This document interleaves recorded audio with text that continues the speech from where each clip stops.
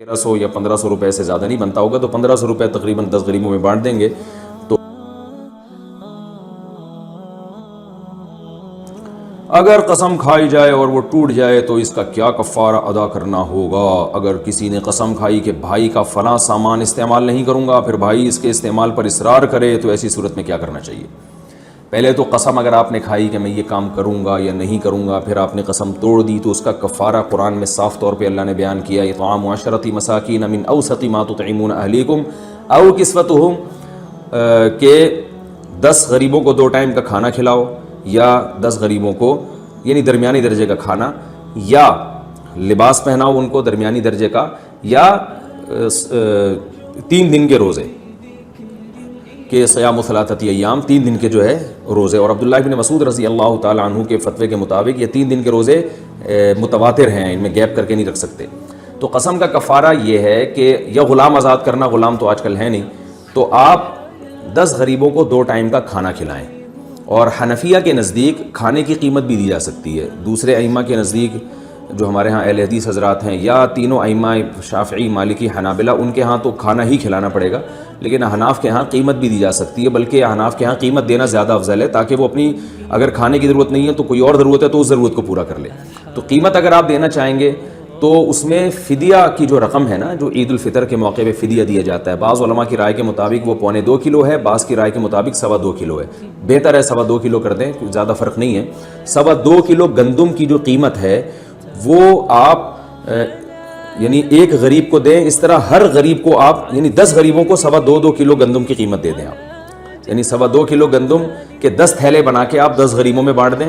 یا 2.25 کلو گندم کی جو ویلیو چل رہی ہے اتنے پیسے آپ 10 غریبوں میں یعنی اس کو 10 سے ضرب دیں اور 10 غریبوں میں بانٹ دیں، جو میرا خیال ہے آج کل 1300 یا 1500 روپے سے زیادہ نہیں بنتا ہوگا، تو 1500 روپے تقریباً 10 غریبوں میں بانٹ دیں گے، تو صدقہ فطر کے برابر 10 غریبوں کو یعنی صدقہ فطر کے برابر رقم مل جائے گی، تو یہ بھی جائز ہے۔ اور یہ بھی جائز ہے کہ ایک غریب کو 10 دن تک پیسے دے دیں، یا 10 دن تک کھانا کھلا دیں 2 ٹائم کا، جیسے ایک غریب آپ نے دوپہر اور رات کا کھانا کھلایا، اسی غریب کو اگلے دن بھی دوپہر اور رات کا کھلائیں گے تو وہ نیا غریب شمار ہوگا، تو اس طرح 10 دن میں ڈیوائڈ کر کے ایک ہی غریب کو کھانا کھلا دیں گے تو یہ بھی ٹھیک ہے۔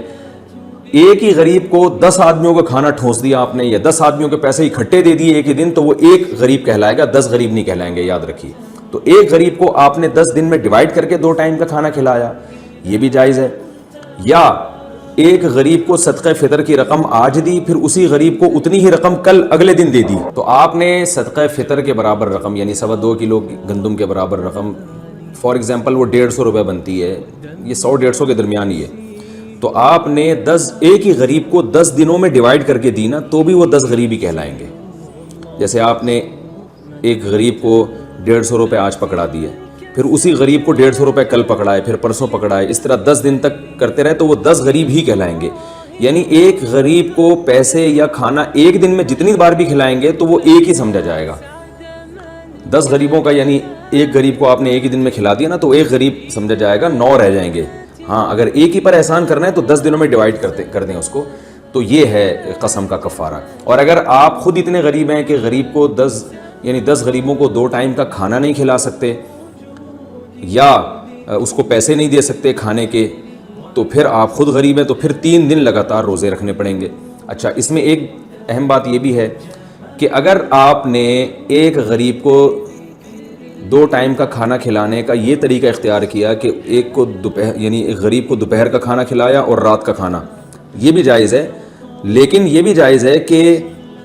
آج ایک غریب کو آپ نے دوپہر کا کھانا کھلایا، کل اگلے دن دوبارہ دوپہر کا کھلا دیا، تو یہ بھی 2 ٹائم کا کھانا ہی کہلائے گا۔ یعنی 2 ٹائم کا کھانا کسی بھی لحاظ سے آپ کھلا دیں گے 10 غریبوں کو تو وہ کفارہ ادا ہو جائے گا۔ تو اس لیے میں لوگوں سے کہتا ہوں اس کا بہتر طریقہ یہ ہے کہ کوئی بھی غریب تلاش کر لیں آپ، ایک غریب یا 2 غریب یا جو بھی آپ کو ملتا ہے، اگر مثال کے طور پر ایک مسکین آپ کو ملتا ہے کہ یار یہ بیچارہ غریب ہے، تو پھر آپ ہوٹل والے کو پیسے دے دیں کہ یار اس کو جو ہے نا 10 دنوں تک لنچ یہ تمہارے پاس ہی کرے گا، بلکہ 20 دنوں تک جب وہ لنچ کرے گا ہوٹل والے کے پاس، تو اس کا مطلب ہوگا کہ آپ نے ایک غریب کو 2 ٹائم کا کھانا کھلا دیا، اور یعنی وہ مسلسل 20 دن تک کھلایا ہے، تو وہ یعنی 10 دنوں تک ہو گیا وہ، کیونکہ جب 2 ٹائم کھلا دیا نا آپ نے دوپہر اور اگلے دن دوپہر، تو وہ ایک دن کہلائے گا، یعنی ایک دن کا کھانا آپ نے کھلا دیا 2 ٹائم کا، تو اس طرح 20 دن میں. اور اگر یوں بھی کر سکتے ہیں کہ ہوٹل والے کو آپ کہہ دیں کہ بھئی یہ غریب آدمی یہ دوپہر کھانا بھی کھائے گا، رات کا کھانا بھی کھائے گا، پیمنٹ مجھ سے ایڈوانس لے لو تو، اور 10 دن تک اس کو کھلانا ہے تم نے، تو اس طرح بھی کفارہ آسانی سے ادا ہو جائے گا، پھر 10 دنوں میں ہو جائے گا. اگر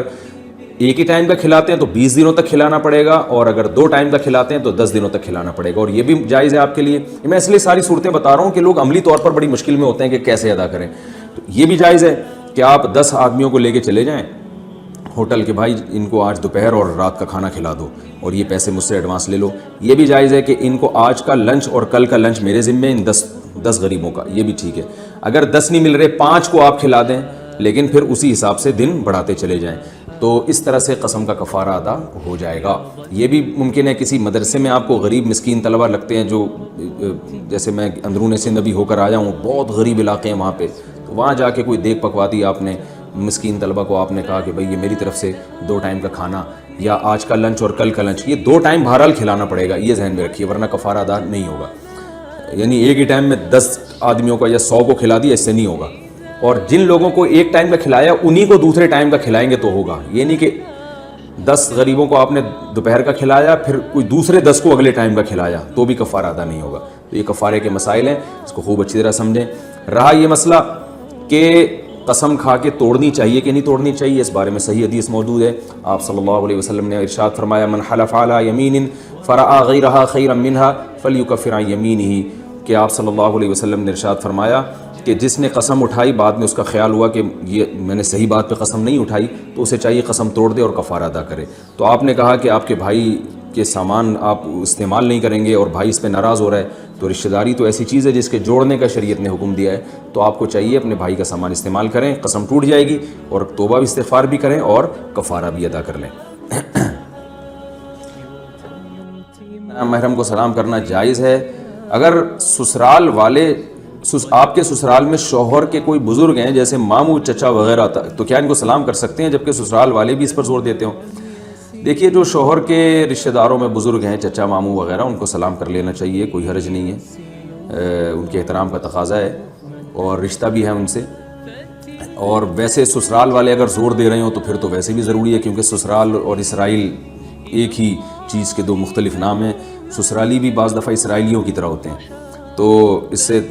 سسرال میں تعلقات بھی خراب ہو جاتے ہیں. پردے کی پابندی ہو لیکن سلام کرنے میں کوئی حرج نہیں ہے. عام نامحرم کے بارے میں حکم یہ ہے کہ اگر ان سے کبھی بات کرنی پڑ جائے کسی ضرورت سے تو پھر سلام سے بات شروع کرنی چاہیے. بلا وجہ گزرتے ہوئے کسی نامحرم کو، جوان عورت کے لیے بلا وجہ سلام کرنا یہ بہرحال فتنے کا اندیشہ ہے، اس لیے اس کی اجازت نہیں دی جا سکتی. میں نے اسی چینل پہ جو ایک سوال کا جواب ریکارڈ کروایا ہے سگریٹ اور تمباکو کے حوالے سے، تو گٹکے کا جو حکم ہے وہ سگریٹ اور تمباکو سے زیادہ سخت ہے، کیونکہ سگریٹ کا اتنا نقصان نہیں ہے جتنا گٹکے کا ہے. گٹکے کے تو بہت واقعات اور یہ فوری نقصان پہنچاتا ہے، اس لیے گٹکے کے کاروبار کو میں سمجھتا ہوں کہ جائز نہیں کہا جا سکتا، اور گٹکا کھانا بھی جائز نہیں ہے، اس کا کاروبار بھی جائز، کیونکہ اس میں بہت جلدی نقصان ہوتا ہے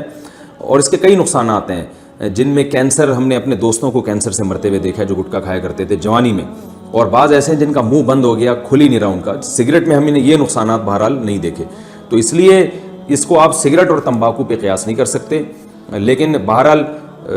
اس طرح حرام نہیں ہے جیسے شراب حرام ہوتی ہے، تو ناجائز بہرحال ہے گٹکے کا کام بھی، اور اس کا ضرر بالکل بین ہے، واضح نقصان ہے اور نظر آتا ہے. اور ایک چیز یہ ہے کہ اس میں بدبو بہت زیادہ ہے. آپ صلی اللہ علیہ وسلم نے کچا پیاز کھا کے مسجد میں آنے سے منع کیا. تو سگریٹ اور تمباکو کی بو کو جلدی زائل کیا جا سکتا ہے، لیکن گٹکے کی بو جلدی زائل نہیں ہوتی اور دیکھنے میں بہت کراہت محسوس ہوتی ہے، جبکہ ایذائے مسلم بھی اسلام میں ناجائز ہے. آپ صلی اللہ علیہ وسلم دانتوں کی صفائی کا بے انتہا اہتمام کیا کرتے تھے، تو دانت کو اتنا گندا کر دینا کہ دیکھنے میں ایسا لگے جیسے اس نے کوئی گندگی کھائی ہوئی ہے. جیسے گٹکے والوں کا آپ منہ دیکھیں، جب ان کے منہ میں خاص طور پہ گٹکا ہوتا ہے تو الٹی آ رہی ہوتی ہے انسان کو، تو ایسا کام جس سے مسلمان کو تکلیف ہو یہ بھی ناجائز ہے. لہذا ہم سمجھتے ہیں کہ گٹکے کا کام جائز نہیں ہے، لیکن آپ اس بارے میں دوسرے علماء سے بھی رابطہ کر سکتے ہیں، ان سے بھی رجوع کر سکتے ہیں. بچہ گود لینے کے احکام. میرے ایک بھائی کی 20 سال سے کوئی اولاد نہیں تھی، میرے دوسرے بھائی نے انہیں ایک بچہ گود دیا ہے. اس کے مسائل اور فضائل پر تھوڑی سی روشنی ڈالیں تاکہ میں ان کی رہنمائی کر سکوں. ناصر صاحب مظفر آباد سے. دیکھیں، فضائل تو میرے علم میں بالکل بھی نہیں ہے کہ آپ اپنا بچہ کسی کو دے دیں، اس لیے نہیں ہے کہ آپ اپنے بھائی کا فائدہ تو دیکھ رہے ہیں لیکن اپنے بچے کا فائدہ نہیں دیکھ رہے. بچے کا ہوتا یہ ہے کہ جب آپ اپنا بچہ کسی دوسرے کو دیتے ہیں تو آپ کا بچہ بہن بھائیوں کی نعمت سے محروم ہو جاتا ہے. یاد رکھیں بچے کی جو گروتھ ہے نا مینٹلی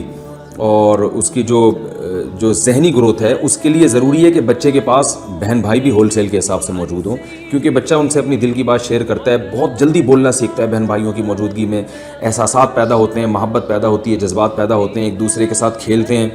تو اس لیے وہ جلدی گروتھ کر جاتے ہیں مینٹلی. جن بچوں کے بہن بھائی ہوتے ہیں, یہ تو UK کے جو نوبل انعام یافتہ اور امریکہ کے جو نوبل انعام یافتہ ماہر نفسیات ہیں ان کی بات میں آپ کے سامنے کر رہا ہوں کہ جس بچے کے بہن بھائی کثرت سے ہوں اور خاص طور پر قریب العمر ہوں, یہ جو 2 بچوں میں زیادہ گیپ ہوتا ہے نا اس سے بھی بچے کو نقصان ہوتا ہے, کیونکہ بچے کو اپنی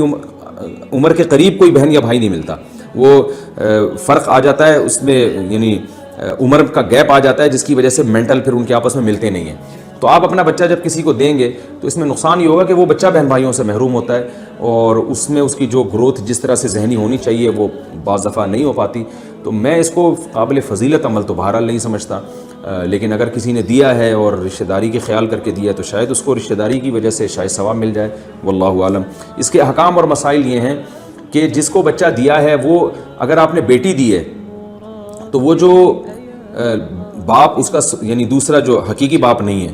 تو وہ اس کی ولدیت میں سب سے پہلی بات یہ ہے کہ اوریجنل باپ کا نام ڈالے گا ساری زندگی, اس میں ولدیت چینج نہیں کی جا سکتی, اور بچے کو بتائے گا کہ آپ کے اصل والد وہ ہیں, میں نے آپ کو بچپن میں لے کے پالا ہے, بیٹا ہو یا بیٹی. دوسری بات اگر وہ بیٹی ہے تو اس کا اس سے پردہ ہوگا, جو گارجن ہے اس کا جو سرپرست بنا ہے, جوان ہوگی تو پردہ کرنا پڑے گا اس بیٹی کو. اور بیٹا ہے تو جو ماں بنی ہے ابھی, جو نیچرل ماں یعنی حقیقی ماں نہیں ہے بلکہ اس نے ماں بن کے پالا ہے, تو وہ ماں اس سے پھر پردہ کرے گی. ہاں یہ طریقہ ہے کہ چھوٹے بچے کو 2 سال سے پہلے اگر لڑکا ہے تو لڑکی بیوی اپنی فیڈ کرا دے, یا اپنی نہیں کرا سکتی اس کے چونکہ اولاد نہیں ہے تو اپنی کسی بہن سے فیڈ کرا دے, تاکہ یہ جو جب بہن سے فیڈ کرائے گی تو یہ رضائی طور پر ماں بن جائے گی. رضائی جب ماں بن جائے گی تو یہ جو شوہر ہے اس کا یہ رضائی باپ بن جائے گا, تو پردہ ختم ہو جائے گا. اور اگر لڑکی ہے تو شوہر یعنی جو اس خاتون کا شوہر ہے اس بچی کو اپنے کسی بہن سے فیڈ کرا دے, تاکہ یہ جو ہے اس بچی کا رضائی ماموں بن جائے. جب ماموں بن جائے گا تو اس کا بچی سے پردہ نہیں رہے گا. تو اس طرح سے پردے کے حکام میں آسانی پیدا کی جا سکتی ہے, ادروائز ان کو بڑا ہو کر پردہ کرنا پڑے گا. وراثت میں ان کا کوئی حق نہیں ہوگا کیونکہ وراثت حقیقی باپ اور حقیقی ماں سے ملتی ہے. البتہ زندگی میں کچھ دینا چاہیں اپنی خوشی سے تو دیں اور ہینڈ اوور بھی کر دیں تو پھر وہ دیا جا سکتا ہے.